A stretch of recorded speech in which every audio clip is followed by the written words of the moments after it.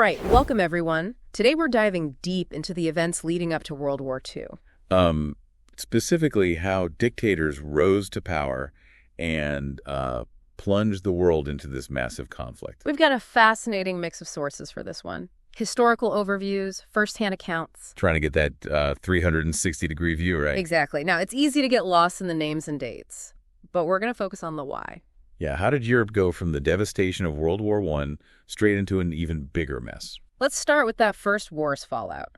9 million soldiers dead, 10 million civilians, a whole generation wiped out. You'd think peace would be the priority, but the Treaty of Versailles, the agreement to end the war. Maybe wasn't the best approach, huh? One source even calls it a public humiliation for Germany. Oof. They lost huge chunks of territory, their military was basically gutted, and the reparations.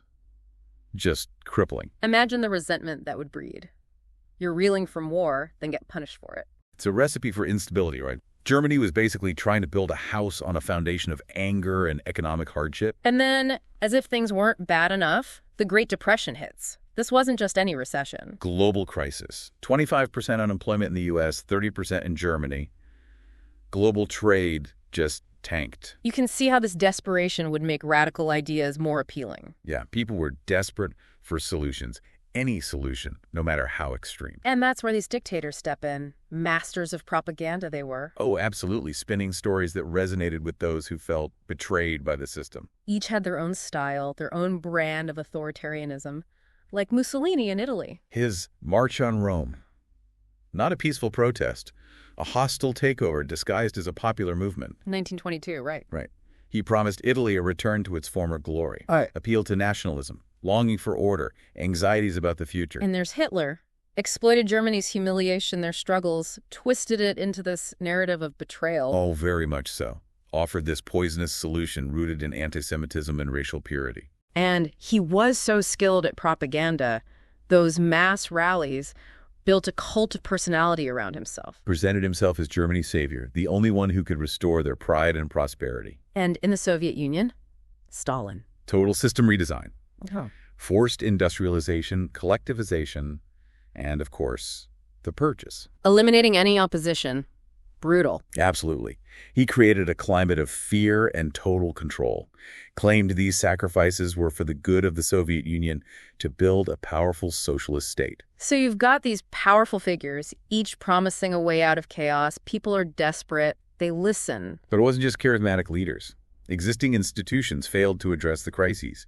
The League of Nations, for example. Formed to prevent future wars after World War I. But completely toothless. They couldn't stop Italy's invasion of Abyssinia, present-day Ethiopia. Or Japan's aggression in China. It emboldened the dictators. They saw aggression went unchecked. And that leads us to the policy of appeasement. Democracies, desperate to avoid another war, kept giving in to Hitler. They let him rearm Germany, occupy the Rhineland, annex Austria. They thought if they gave him what he wanted, he'd be satisfied. Famous last words. The peak of this was the Munich Conference in 1938. Britain and France gave Hitler the Sudetenland. Part of Czechoslovakia with a large German population. They thought they'd achieved peace in our time. But it just emboldened Hitler further. He saw weakness. Exactly. It set a dangerous precedent and eventually led to the crisis over Danzig. After World War I, Danzig, a historically German city, was given to Poland to give them access to the sea. Created lasting resentment in Germany.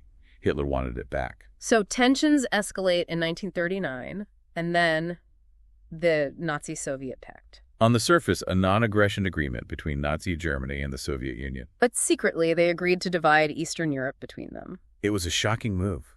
Two ideological enemies making a deal paved the way for Hitler to move against Poland. With the Soviet Union neutralized, he felt free to act. And he did. September 1st, 1939. German forces invade Poland. The final straw. 2 days later, Britain and France declare war on Germany. World War II begins. The world was plunged back into a global conflict, more devastating than the last. The early years were marked by the speed and brutality of the German advance. Blitzkrieg, they called it. Lightning war, combining speed, firepower, and surprise. Incredibly effective. Poland overrun in weeks. Denmark, Norway, then France. June 1940. France, one of the strongest military powers in Europe, surrenders. A huge blow to the Allies. Britain was left standing alone against the Nazi war machine. And then, the evacuation of Dunkirk. Over 300,000 Allied soldiers trapped on the beaches, facing capture or annihilation. It must have felt like the end. But then this amazing display of courage, a flotilla of British ships, hundreds of civilian boats. Everything from fishing trawlers to pleasure crafts crossing the English Channel to rescue them. Over 300,000 men rescued, a testament to human resilience. And then the Battle of Britain. This air campaign raged from July to October 1940, the Luftwaffe relentlessly bombing British cities and airfields, Aiming to soften up Britain for invasion. But the RAF, outnumbered but determined, fought back. They had radar, a new technology, giving them early warning of attacks. The RAF pilots, the few, inflicted heavy losses on the Luftwaffe, defending their skies with incredible skill. Eventually, Hitler, frustrated, called off the invasion. The Battle of Britain was a turning point, showed that Hitler could be defeated. It was a huge boost to British morale. They faced the might of the Luftwaffe and prevailed. But this was just the beginning. The war was far from over. So while Europe's on fire, there's this whole other story unfolding in the Pacific, right? Absolutely. Japan, with their own imperial ambitions expanding across East Asia. And not exactly being subtle about it. 1931, they invade Manchuria. Valuable resources there, iron, coal. And then 1937, full-scale invasion of China. Right. And these weren't just military conquests. The Japanese military, horrific atrocities. The rape of Nanjing. Yeah. Hundreds of thousands of Chinese civilians, soldiers, massacred. It was a brutal, brutal campaign. And the League of Nations, already struggling with Italy and Germany, totally ineffective. It really gave the aggressors this sense of impunity, like no consequences. So, with all this happening, what's the U.S. doing? Weren't they supposed to be this rising power?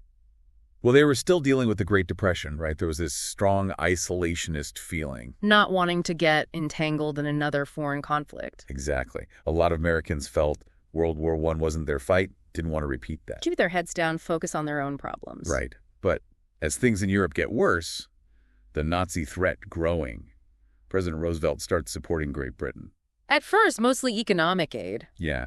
Then weapons, war materials. It was a tough balancing act for Roosevelt. He saw the danger of Nazi Germany, but there was strong anti-war sentiment back home. Couldn't just jump into war without the people behind him. And then, December 7th, 1941, everything changes. Pearl Harbor. The Japanese, fearing U.S. intervention, launched the surprise attack. Devastating. The U.S. Pacific Fleet crippled. Over 2,400 Americans killed. The nation was in shock. I can't imagine being caught so off guard like that. It was a blow to the American psyche for sure. Shifted public opinion completely. Isolationism vanished, replaced by this unified call for war. And so, December 8th... U.S. declares war on Japan. And just days later... Germany and Italy, honoring their alliance with Japan, declare war on the U.S. The U.S. is officially in World War II. It changes everything. Completely transforms the conflict. The balance of power shifts, setting the stage for a truly global war. So it's 1942. Axis powers, Germany, Italy, Japan, seemingly at their peak, controlling huge chunks of Europe, Asia, North Africa. It did seem like they were unstoppable. But 42 was pivotal, a turning point. Several key battles, strategic shifts start tipping the scale. Right towards the Allies. Let's start in the Pacific. After Pearl Harbor, Japan was on a roll, conquering territory after territory. Pushing deeper into Southeast Asia, even threatening Australia. But then, midway, June 1942. A decisive naval battle shattered Japanese dominance in the Pacific. The role of intelligence in this battle is fascinating. Oh, absolutely. American codebreakers cracked the Japanese naval codes, gave them this crucial advantage. They knew the Japanese were coming, could anticipate the attack. And the U.S. Navy, prepared, ambushed the Japanese fleet, sank 4 of their aircraft carriers. A crushing defeat for Japan, a major turning point. One turning point. But at the same time, another crucial battle is happening halfway across the world. Stalingrad. This brutal, month-long urban warfare fight for the city. A strategic location on the Volga River. Both sides determined to capture it. I've seen photos of Stalingrad. The devastation. Hard to grasp the scale of it. Block after block reduced to rubble. Unimaginable casualties. It was a turning point for several reasons. Yeah, first, it marked the furthest point of the German advance into the Soviet Union. Their momentum was broken. And their losses. Just devastating. Hundreds of thousands of German soldiers killed or captured. They couldn't afford those kinds of losses. And, maybe most importantly, it showed the world the resilience of the Soviet people, the Red Army. They fought fiercely, defending their homeland inch by inch. And then, North Africa, The Second Battle of El Alamein, October 1942. A major British victory against Rommel's Africa Corps, led by the Desert Fox, no less. This victory was crucial. Ended the Axis threat to the Suez Canal, a vital waterway. Allowed the Allies to push the Germans and Italians west, eventually out of North Africa. These victories, in the Pacific, the Eastern Front, North Africa, significant shift in momentum. The Axis powers, overextended, facing growing resistance, no longer on the offensive. It was the beginning of the end. But the war, it was far from over. Millions more would die, countless battles still to be fought. The ultimate outcome, still uncertain, but 1942, it planted those seeds of Allied victory. Showed the Axis could be defeated, demonstrated the growing Allied strength, their determination. The start of the long, hard road to victory. The tide is turning, right? The Allies are gaining ground. But the Axis, still a formidable force. Oh, absolutely. So what led to that Allied victory? What were the key factors? Well, one big one, the sheer industrial might of the United States. Once they were fully in it. All in? Yeah, their factories. Churning out insane amounts of war material. Tanks, planes, ships, everything. It's like America became this arsenal of democracy, right? Supplying the Allied army. Exactly. And it wasn't just quantity. The quality was there, too. American manufacturing. Yeah. Innovative, efficient, gave the Allies a real technological edge. And we can't forget the human cost. Millions of Americans mobilized. Men and women. Women taking on jobs traditionally held by men, working in factories, shipyards. Offices, keeping the whole war machine running. It was a national effort. Everyone was in it. A total societal mobilization. Yeah. A commitment to the cause. And that played a huge role in the Allied victory. Okay, so we've got American industrial power fueling the war effort. What about key battles, those turning points that really broke the Axis? Well, in Europe, the D-Day invasion, June 6th, 1944. A pivotal moment. Normandy, right. The largest amphibious invasion in history. Incredible coordination, bravery. Can't even imagine landing on those beaches, the chaos, the carnage. It was monumental and a turning point because it gave the Allies that foothold in Western Europe, opened up a second front against Nazi Germany. And from there, the Allies pushed east, liberating France, eventually meeting up with the Soviets coming from the other direction. It was a long, bloody campaign, but liberating Europe from Nazi control, a remarkable achievement. And the Pacific, island-hopping, brutal battle. Oh, incredibly brutal. The Japanese defenders fought with such ferocity, inflicted heavy casualties on the Americans. Iwo Jima, February 1945, that image, the Marines raising the flag on Mount Suribachi. So iconic. It came to symbolize American determination. Captured the grit, the sacrifice. But also highlighted the cost of victory in the Pacific. The losses were just staggering. And then Okinawa, April 1945, the last major battle of the Pacific War. Another incredibly bloody fight. Heavy losses on both sides. It really showed the fanatical resistance the Allies were facing. It gave them a glimpse of what a full-scale invasion of Japan might look like. Which brings us to one of the most controversial decisions of the war. The atomic bomb. Hiroshima and Nagasaki, August 1945. It's a complex issue, no easy answers. The decision to use those weapons, driven by a desire to end the war quickly, to avoid that costly invasion. But the human cost, immeasurable. Over 200,000 people killed. Yeah. And the long-term effects of radiation still impacting survivors today. It's a reminder of the horrific consequences of war, the ethical questions about those weapons. Profound questions. Japan surrendered after the bombings. The war in the Pacific was over. Germany had already surrendered in May 1945. Yeah. After Hitler's suicide. World War II, the most destructive conflict in human history, was finally over. But the world. Yeah. It was changed forever. Tens of millions dead. Cities in ruins. The political landscape. Yeah. Completely reshaped. So much changed. So much was lost. What can we even learn from all this? What are the takeaways from our deep dive? I think a big one is economic hardship, political instability. They can breed extremism, authoritarianism. We saw it with the Great Depression, the resentment from World War I. Created an environment for someone like Hitler to exploit people's fears. It's a reminder of how fragile democracy can be, how important it is to protect our institutions, uphold those democratic values. And the dangers of appeasement.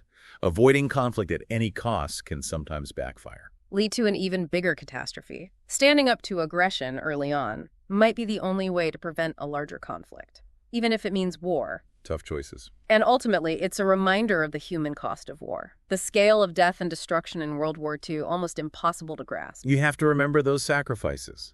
Those who fought to defeat fascism, to defend freedom. We've covered a lot in this deep dive. The events that led to the war, the key players, the battles, the consequences. A lot to process. But there's always more to learn. Right. Oh, absolutely. History is never truly finished. Always new perspectives to consider. New insights to uncover. And it's on us to keep learning, keep questioning, keep working towards a more peaceful world. It's been an incredible journey exploring this part of history. But it's just the beginning. Keep exploring, keep learning, keep asking those questions. The lessons of the past. They can help us shape a better future. Yeah.